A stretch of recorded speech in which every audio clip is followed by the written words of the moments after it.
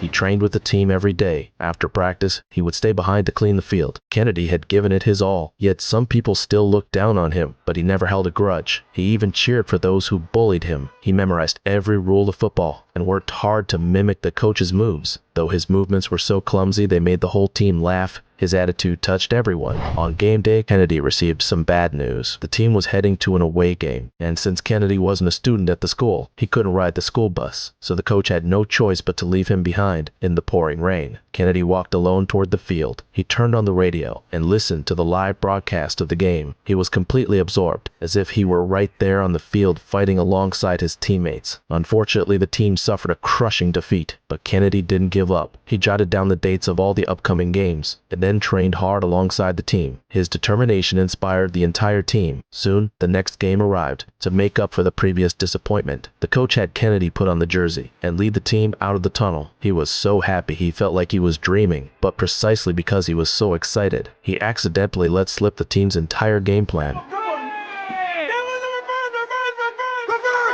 Come back.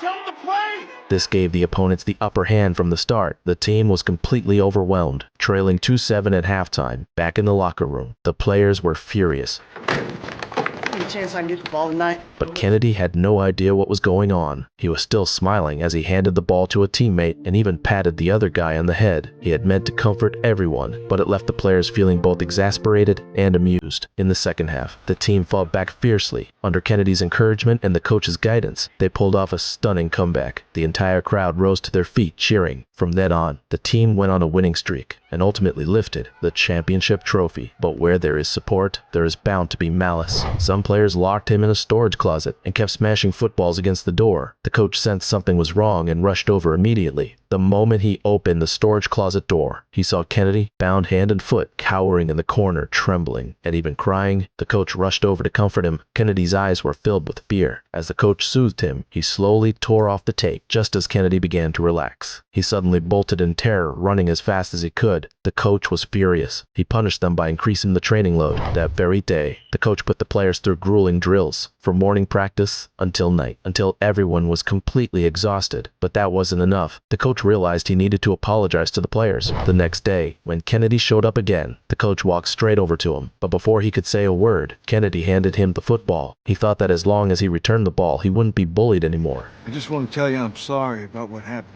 I thought you needed to hear that from someone.